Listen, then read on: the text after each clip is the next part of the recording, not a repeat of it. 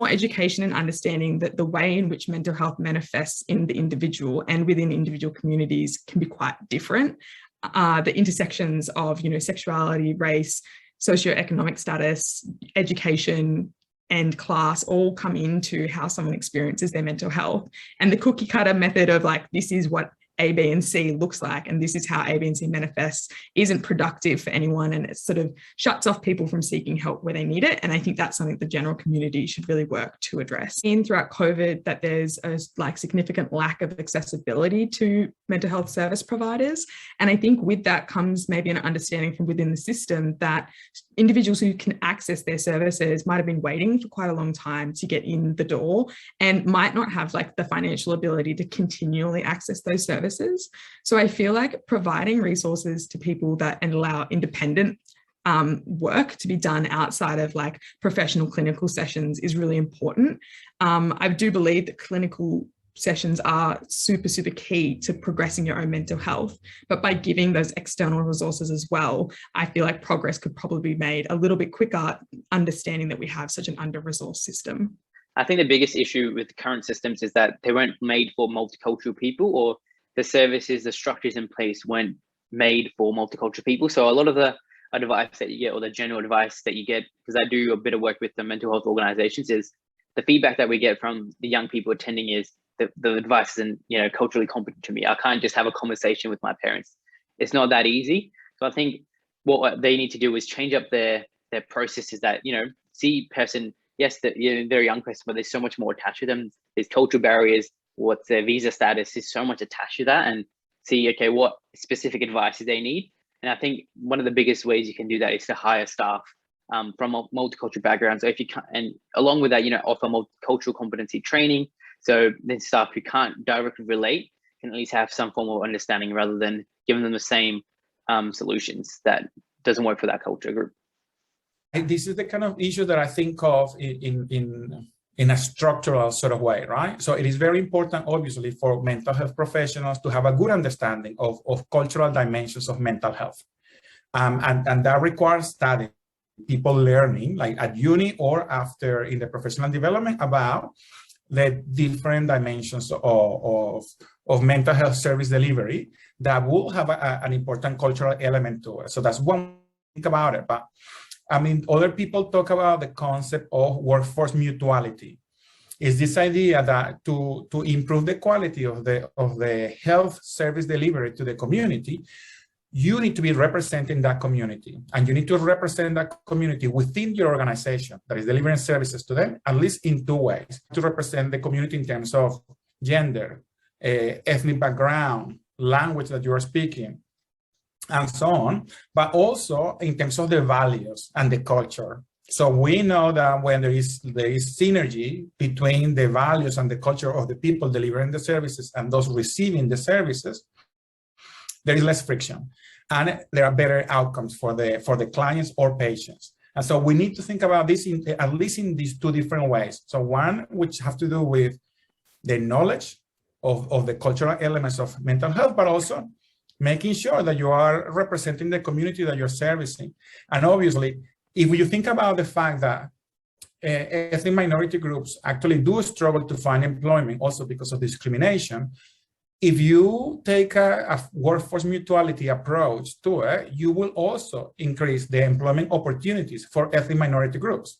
So it's a good thing in general. I feel like they can better support marginalized communities through incorporating them within these types of services, asking them more questions and what they need. I feel like oftentimes they take a very homogenous approach and assume that it's going to be effective in every type of a community, but that's not always the case.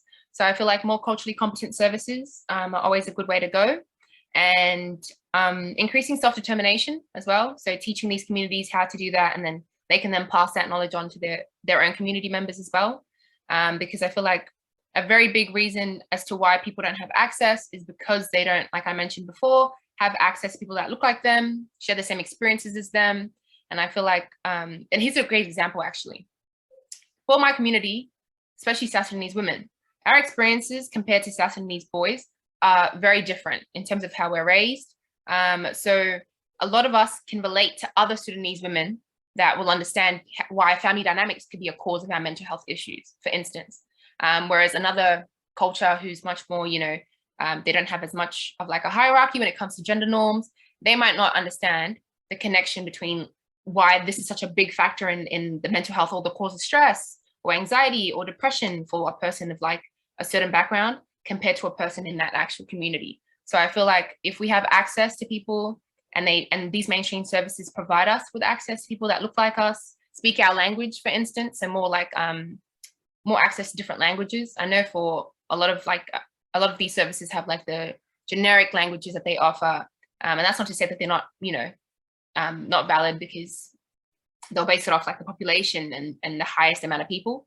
But I feel like for myself, South Sudanese community, who's what, less than like 2% in Melbourne, we're not going to be as represented. But that's not to say that we shouldn't have, you know, our language on there as well, or people from our community in these services as well. If you think about it, the general public are just ordinary people as well. They could be going through their own issues or not too sure of what this is. So I feel like it all leads back to educational programs, integrating such things in like, you know, primary education. I would have loved to learn more about, you know, the human brain and how it works prior to high school, prior to psychology, or, you know, like prior to like a biology class that then told me about, you know, the brain's cognitive function, for instance, because I feel like it takes a very mechanical approach oftentimes when we get taught about it, but we're never really taught about like the holistic view of mental health and health in general.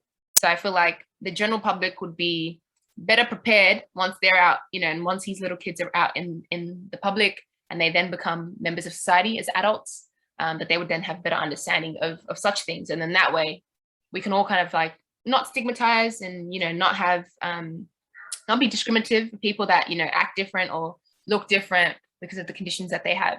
So I feel like the general public needs to also be assisted through such like initiatives as well. So if we integrate it prior to when we actually need to know this information, that'd be great.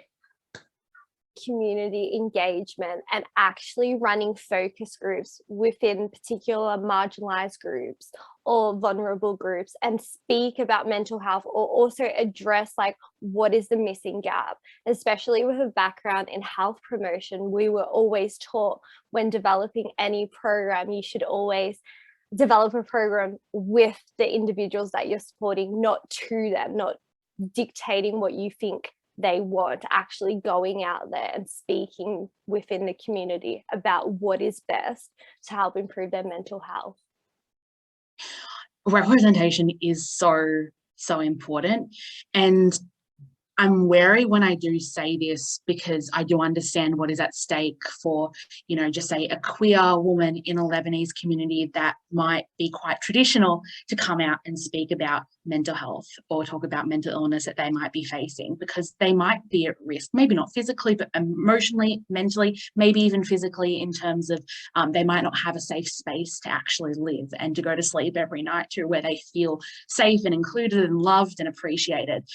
So when I say that representation is super important, I also say that mindful that it is difficult to be a representative for your community and to actually come out with your experiences. But I also say that because speaking and educating those in your community is probably the best way to actually ensure change. Anyone, I feel like, is more likely to understand and take on information that they get from someone that they respect, someone that they know personally, someone that they trust, like a medical professional that they might trust, or a friend that they trust, or someone's parent, or someone's daughter, or someone's auntie or uncle. So I feel the best thing that those in our communities can do is to speak about their experiences, is to open up a dialogue, is to be empathetic, is to listen, and to do so in a way that is safe for them. And for each person that might look different, the extent to which you can be a representative figure.